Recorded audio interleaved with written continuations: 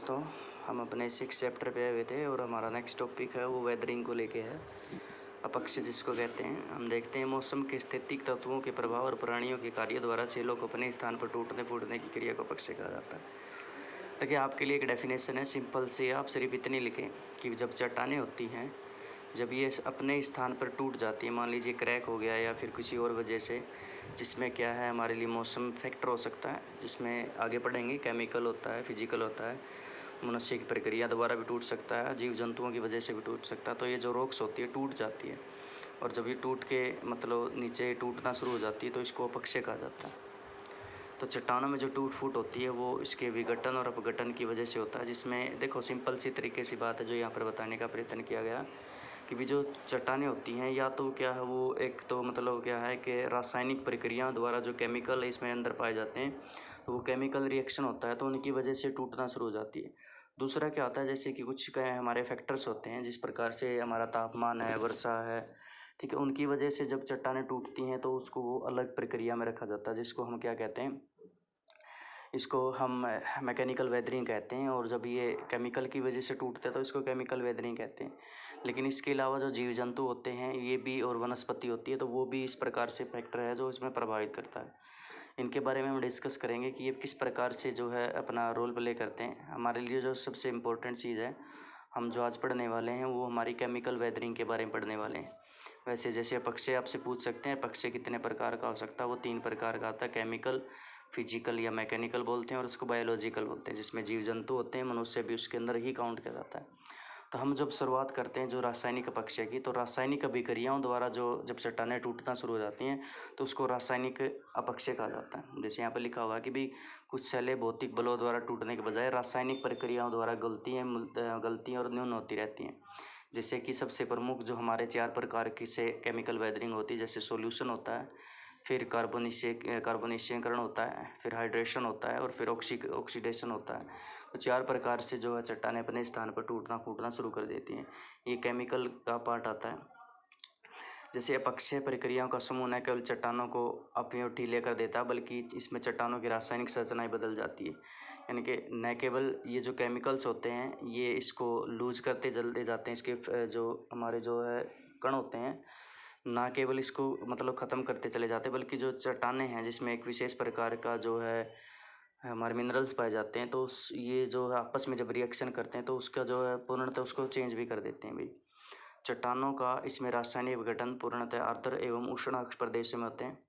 जैसे प्रदेशों में ऊष्मा के साथ जल एवं वायु ऑक्सीजन व कार्बन डाइऑक्साइड की विभिन्नता में रासायनिक प्रक्रियाओं को तेजी करती हैं। यानी कि एक विशेष स्थान होता है, जैसे आर्द्र और उष्ण क्षेत्र होंगे गर्म, तो वहाँ पर केमिकल रिएक्शन भी आपको ज़्यादा देखने को मिलेगा। इस प्रकार से जैसे ऑक्सीजन और कार्बन डाइऑक्साइड की विद्यमानता होती है वहाँ पर इस प्रकार के एग्जाम्पल देखने को मिलेगी। हम इनके बारे में अभी आगे पढ़ेंगे। और दूसरा, जैसे वायु में जो कार्बन डाइऑक्साइड के अतिरिक्त क्या है कि भी जैसे पौधे और पशु होते हैं, तो वो भी क्या है चट्टानों के मतलब क्या प्रदन में बहुत बड़ा महत्वपूर्ण योगदान अपनाते हैं। इसमें क्या है कि भी भूमिगत कार्बन डाइऑक्साइड की मात्रा को बढ़ा देते हैं। ये थोड़ा सा अलग से बताया गया। जैसे पौधे और पशु होते हैं तो वो भी कार्बन डाइऑक्साइड को क्या करते हैं, मतलब उसको भी मतलब उनसे भी, पेड़ पौधों से भी वो निकलती है, तो वो भी क्या करते हैं आपका अपक्षय में बढ़ाने में अपना महत्वपूर्ण योगदान देते हैं। फिर भी ये देखो सिंपल सी बात है, आपको यहाँ से सिर्फ एक ही बात पूछ सकते हैं कि भाई रासायनिक अपक्षय क्या था। आपने सिर्फ एक बात रखनी है कि भाई जो रासायनिक अभिक्रियाएँ होती हैं उनके फलस्वरूप जो है जब चट्टानें टूटना फूटना शुरू हो जाती हैं तो उसको हम केमिकल वेदरिंग कहते हैं। तो अब ये केमिकल वेदरिंग कई प्रकार से हो सकता है। तो सबसे पहला जो होता है वो विलयन होता है, जिसको सोल्यूशन कहते हैं। बिल्कुल सिंपल है, आप पढ़ के आए हैं, छोटा सा जो साइंस के अंदर पढ़ी जाती है। जब घुलना आप शब्द इसके अंदर रख सकते हैं कि भी सेलों के खनिज का जल के अमल में घुल जाना विलयन कहलाता है। यानी कि जो सेल होती हैं, ये जो रॉक्स होती हैं, सेल समझते होंगे, रॉक्स को बोला जाता है, तो रॉक्स होती हैं। तो इसके अंदर जो है हमारा जो मतलब सिंपल सी बात है कि जो खनिज होते हैं, ये खनिज क्या होते हैं, जब पानी इनके अंदर एंटर हो जाता है। अब पानी एंटर कैसे हो सकता है, या तो रॉक्स के अंदर क्या दीवारें होंगी, कुछ क्रैक्स वगैरह होंगे, तो उनकी वजह से क्या है, या फिर रॉक्स को थोड़ा ढीला होना शुरू हो जाती है अपर्दन के फलस्वरूप, तो उसकी वजह से क्या है कि आपको ये जो है खनिज होते हैं तो इसमें पानी घुल जाता है, और जब इसके अंदर पानी घुलता है तो उसको हमें सॉल्यूशन बोला जाता है।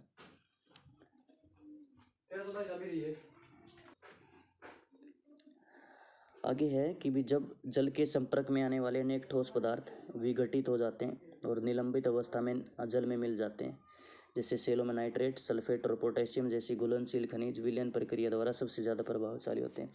अब जैसे कि कोई ये रॉक्स है, तो इस रॉक्स में जैसे मान लीजिए कोई भी सेलों के अंदर जो नाइट्रेट की मात्रा, सल्फेट है या फिर पोटेशियम जो आपको देखने को मिल रहा है, तो जैसे ये पानी के संपर्क में आ जाते हैं तो पानी के अंदर ही घुल जाते हैं, और जैसे ही घुल जाते हैं तो ये क्या बहना शुरू हो जाते हैं और आपकी रॉक्स क्या हो जाएगी, अपघटित हो जाएगी भी।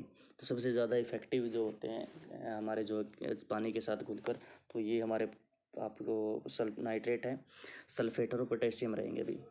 तो अधिक वर्षा वाले प्रदेशों में खनिज जल में घुलकर मिट्टी के साथ निक्षेपित हो जाते हैं। लीचिंग की आपने सुना होगा कि भी जो है ज़्यादा वर्षा जहाँ पर होती है तो पानी टपक टपक कर क्या है, जो खनिज होते हैं वहाँ के, वो उसके अंदर घुल जाते हैं, और जैसे उसके अंदर घुलेंगे तो वो क्या है आपके नीचे की ओर बह जाएंगे और आपकी रॉक्स बिल्कुल खाली हो जाएगी। इसका मतलब क्या, अपरदित हो जाएगी भाई वो। चूना पत्थर में विद्यमान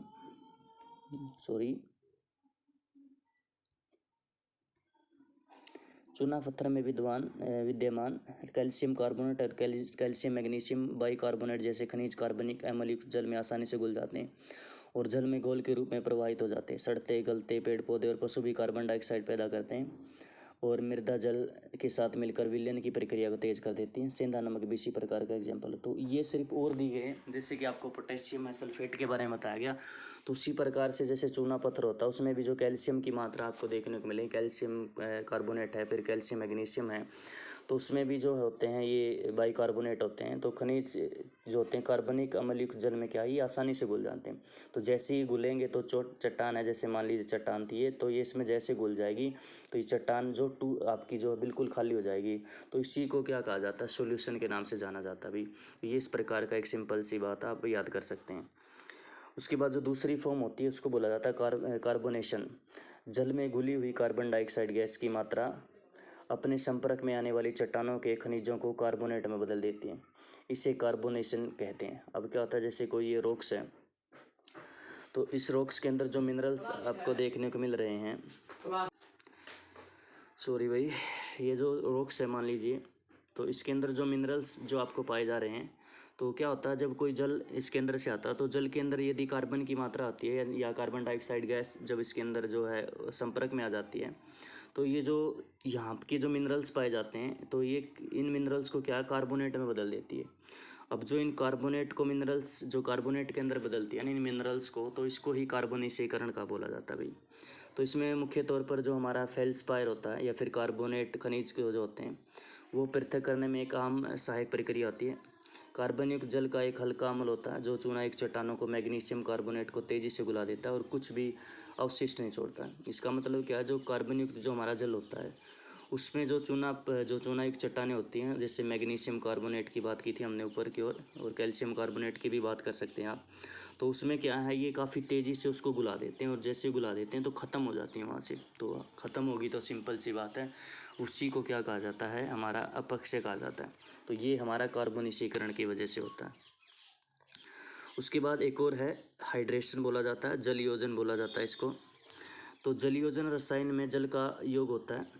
सेलों में खनिज जो कुछ खनिज ऐसे भी होते हैं जल को अवशोषित करके अपने आयतन लगभग दोगुना कर लेते हैं। जैसे कोई मिनरल्स अगर इसके अंदर डिपॉजिट हैं तो उसको क्या कर लेते हैं, पानी को क्या कर लेते हैं, तो उसको अवशोषित कर लेते हैं, सोख लेते हैं, और जैसे ही सोखते हैं तो वो अपना आयतन क्या बढ़ा लेते हैं। मान लीजिए 10 था तो सोख लेते हैं तो उसका आयतन क्या हो जाता है, वो बढ़ जाता है, लगभग जैसे 20 हो गया, डबल कर लेते हैं। जैसे एक एक्सपेरिमेंट है जिसने बोला है कि मेरिल महोदय ने कि भी कुछ खनिज तो जल धारण अक्षमता का क्या करते हैं, अपने आयतन को 80% तक बढ़ा लेते हैं।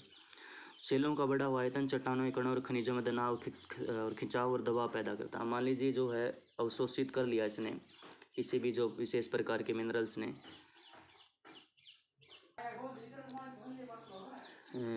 आगे देखें जो है सेलों का जो बढ़ा हुआ आयतन चट्टानों के कणों और खनिजों का तनाव, खिंचाव और दबाव पैदा करता। अब क्या होता है, जब ये रॉक्स होती है तो इसके अंदर जैसे इसका आयतन बढ़ता है तो आयतन बढ़ने की वजह से कहीं ना कहीं इसके अंदर दरार आ सकती है। दरार क्यों आई है, दरार इसी वजह से आई कि दबाव बढ़ गया, दबाव बढ़ा तो इसका मतलब क्या, उसके ऊपर खिंचाव भी होगा।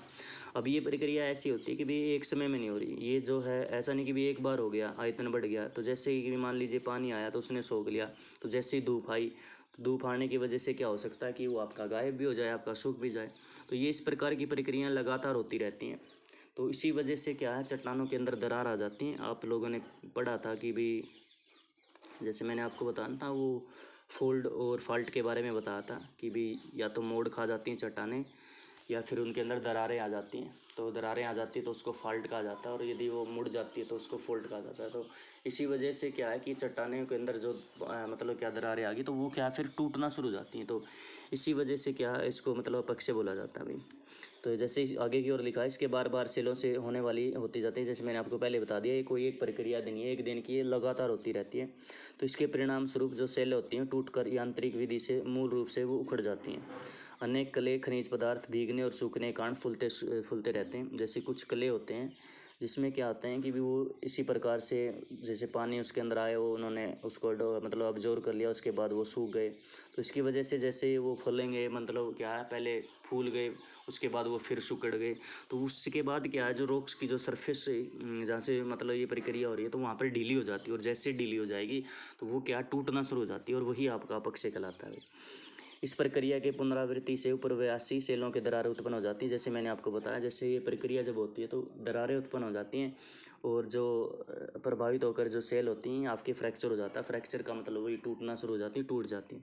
और जब वो टूटती है तो जैसे हम बात कर रहे हैं तो उसी को हम अपक्षय बोला जाता है। उसके बाद है कैल्शियम सल्फेट से जल मिलकर जिप्सम बन जाता है, और कैल्शियम सल्फेट की अपेक्षा अधिक अस्थिर हो जाता है। तो ये आपके एग्जाम्पल हैं, आप लोग याद कर लेना। कोई भी एक एग्जाम्पल आपको याद करना पड़ता है, इसने बहुत सारे एग्जाम्पल दे रखे हैं। तो अगर आप एक दो एग्जाम्पल भी याद कर लेंगे तो आपके लिए काफ़ी रहेगा। सबसे लास्ट प्रक्रिया इसके अंदर ऑक्सीडेशन की होती है, या फिर न्यूनीकरण कह सकते हैं आप। ऑक्सीडेशन ही बात रखी जाती है। जल और आर्द्र वायु में मिली हुई ऑक्सीजन का जब लोहयुक्त चट्टानों में संयोजन होता है तो चट्टानों में स्थित लोह अंश ऑक्साइड में बदल जाते हैं। इसी को हम क्या कहते हैं, लोहे को जंग लग गया। अब जैसे ये कोई रॉक्स है, तो इसके रॉक्स के अंदर जैसे कोई जल है या फिर वायु है, इसके संपर्क में आने वाली जो है मतलब जो चट्टानें होती हैं, जिसमें खासकर जो लोहे के अंश होते हैं, और यदि इस वायु और जल के अंदर ऑक्सीजन की मात्रा है तो ये जो यहाँ पर लोहे की जो चट्टान देखने को मिल रही है, जो लोहे के ऑक्साइड, लोहे के अंश जो थे इस चट्टान के अंदर, तो ये क्या है, इसको ऑक्साइड में चेंज कर देते हैं, लोहे के ऑक्साइड में। इसी को क्या कहते हैं, लोहे को जंग लगना बोलते हैं। तो उसके बाद क्या है, ये भुरभुरी कलर का होना शुरू हो जाता है। जैसे कि भी इसका रंग लाल, पीला या फिर बादामी अलग अलग फेस के अंदर हो सकता है। तो इसी प्रक्रिया को ऑक्सीकरण कहते हैं, यानी कि जो जंग लगता है लोहे को तो उसको ही ऑक्सीडेशन कहा जाते हैं। लेकिन एक बात ध्यान रखनी है इसके अंदर, हमारे यहाँ पर हमारे यहाँ पर भी लगता है जैसे लोहे को, लेकिन वो चीज़ नहीं है यहाँ पर। यहाँ पर सिर्फ और सिर्फ जो रॉक्स होती हैं, जो वो रॉक्स संपर्क में आती हैं, जो ऑक्सीजन होता है जल के अंदर या फिर हमारा जो वायु होती है उसके संपर्क में आती हैं, तो ये ऑक्साइड के अंदर चेंज हो जाती है भाई। लोहे के अंश जो होते हैं ऑक्साइड में चेंज हो जाएंगे, जिसकी वजह से क्या है, ये जो चट्टानें होता है भुरभुरी होकर क्या है, टूटना शुरू हो जाती है। और जैसे भुरभुरी हुई उसके बाद वो टूट गई, सिंपल सी बात होती है। तो इसी को हमने क्या कहा था, वेदरिंग कहा था। तो ये एक विशेष प्रकार से 4 प्रकार का जो आपको बताया गया कि भी हमारा जो है केमिकल वेदरिंग होता है। कल हम फिजिकल वेदरिंग के बारे में पढ़ेंगे भाई।